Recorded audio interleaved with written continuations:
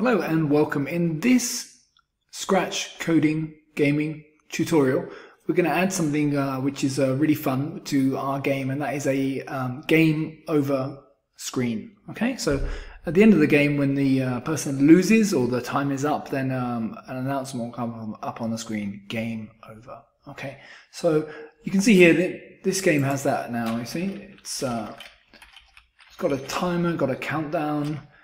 Counting down, and when it gets down to 0, okay, so my job is to catch as many stars, but when it gets to 0, there'll be an announcement on the screen, game over.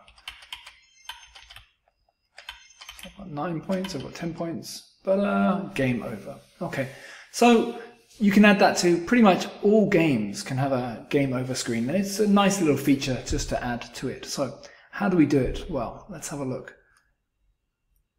In this game, which is pretty much the same game, but it just doesn't have a game over screen. So I'm going to show you how to do that. Okay. First thing you need to do is you need to add a backdrop in here. So at the moment we only have the one backdrop. Okay. We need to add a game over backdrop. You can create your own. You can go into Paint and create your own backdrop, or you can search for one online. I looked at High Clip Art and found this kind of classic game over one, and they've got some others here as well. So that's what I did. I downloaded it from there, okay, and I'm going to upload it now. Oh, my mistake. I'm going to upload it here. So you click on the backgrounds, click on the upload button. There it is. Going to upload that now. Okay, my game over. I'm going to change the name of it so it's easier to deal with. Okay, game over. Okay, and I'm also going to move it up to the right hand corner a little bit, make it a little bit bigger perhaps.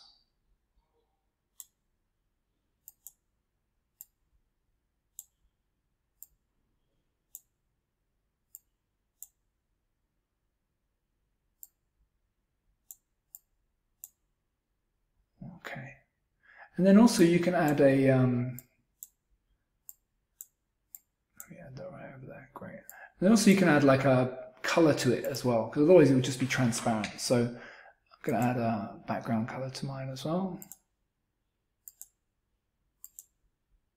Okay, it's a little bit too bright. Oh yeah, that looks better. Okay, and then just make sure you click in the bits in the middle which have been missed. Okay, so I have my game over background. Great. So I'm going to go back now to coding my game. So what I need to do now is at the beginning of the game I need to make sure that I set my regular background.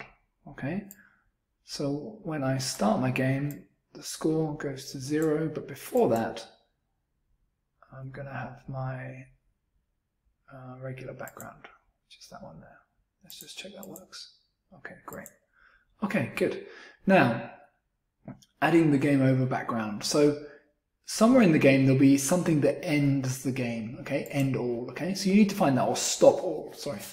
Okay, so you need to find where that is in your game, okay? And then what you simply do is you switch the background just before that, okay?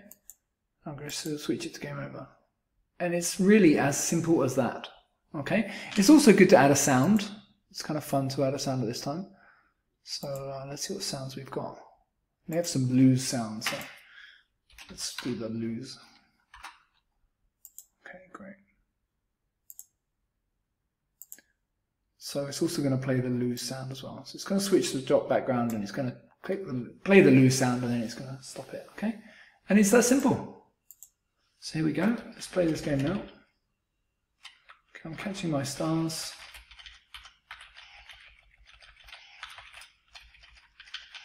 Okay, 10 seconds left. 5, 4, 3. Okay, and that's it. Game over. Very fun, very easy to do, and can be applied to absolutely any game. So it doesn't matter whether it's a timer game, or perhaps it's maybe like the Pong game where the ball goes out, or it could even be like a game where you have to like a shooter game or something, you have to shoot the ghosts or what have you, and then it can just come up at the end of it when you've shot the final ghost, okay? And you can code it accordingly. And basically, it's just a switch background to game over. Very easy to do, very fun, and yeah, easy to code. I hope you've enjoyed that. If you have, please click like and be sure to check out all our other Scratch coding videos. Thanks for watching.